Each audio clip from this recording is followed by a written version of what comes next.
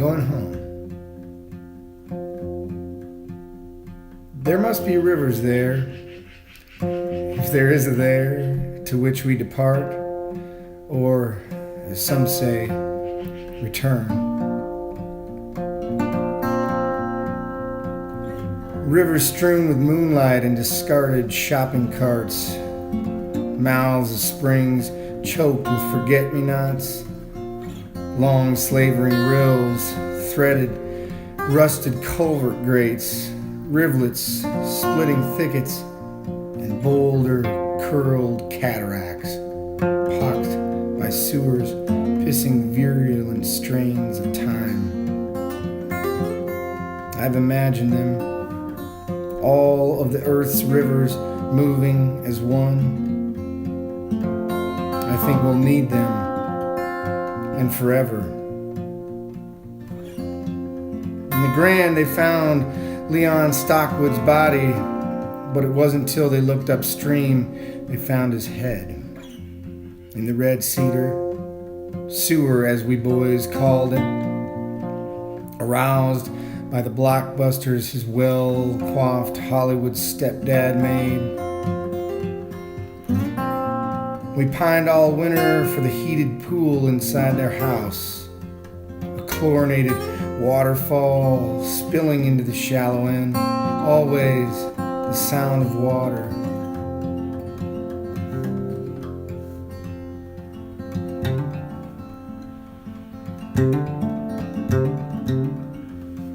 Let's say they let me in and allowed me to take one river. I know what mine would be, namelessly unspooling through a Northwood cedar bog, its currents soft as my daughter's foot wrapped in her ballet slipper. A small braid of mayflies rafting down, drab yellow, 2 shades paler than the May apples in early bloom. Or say they said I could enter but couldn't bring my river, or could stay and stay the grass draped along its banks. I guess I'd stay the grass. You can't cry in a river. At least, they can't prove you did. Autopsy said they drowned him before they sawed his neck from torso. Separate bags, black and zipped and cast like lures, we raked across those eddies, crawdads worrying at his whitened skin about the time the newspaper reported he'd gotten in over his head. I only played JV with him, Frenched his sister when she relented, but beckoned he wouldn't have shed a tear, not a drop. It would have added to the current's push.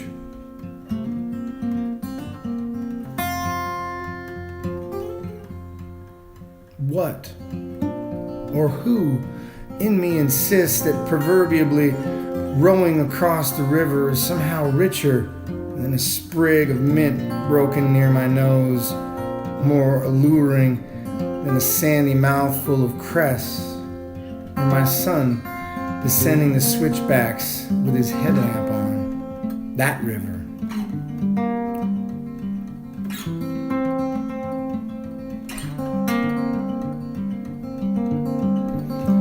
Two black wolves crossed a stream below a bend I fished, shook dry, then flowed up the tawny side hill and loped down country, calling through a warm fall wind to one another or to others on the far bank they could not see. Two black wolves. I heard their musculature resist the water, then saw sunlight bristling off their coats. In this world, it came to pass. Did you ever see a wolf? Leon Ward Stockwood, my dear Liz Charles, into whose skull surgeons sawed. Asa Bronley clutching the wheel as your Suburban rolls over in Iowa. A gymnasium full of crying teens. The basketball team sitting arm in arm. Leon whispering to me, "What the fuck? He's gone. No goddamn song will bring him back."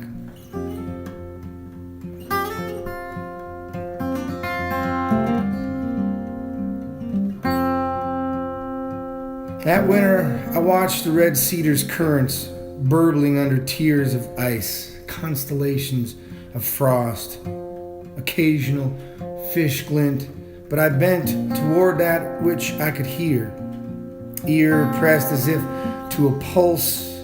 You're carrying something. How far has it come?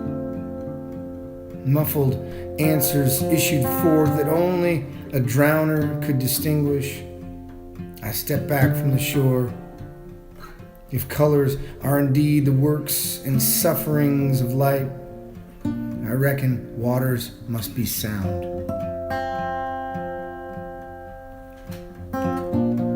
Chairperson, members of the coalition against the Thoreauvian notion of time, I implore you to consider my great-grandfather soaked and stripped to his suspended drawers in the Detroit River, holding my father's hands.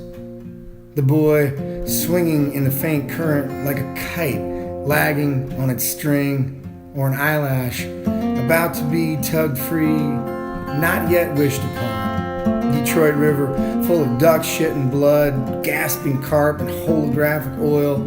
Windsor on the other side.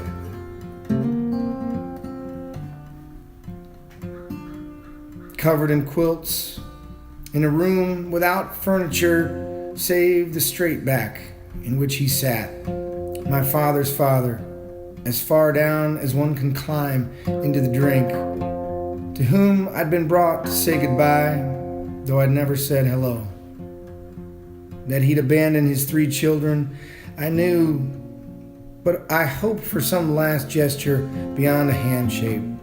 Begged my father, whom I'd never seen so staunch. Could I have been that gesture? St. Christopher, protect him. Ferry him if you have the oars. My father and I drove to the pier afterward, gazed in a silence the river wrapped itself around.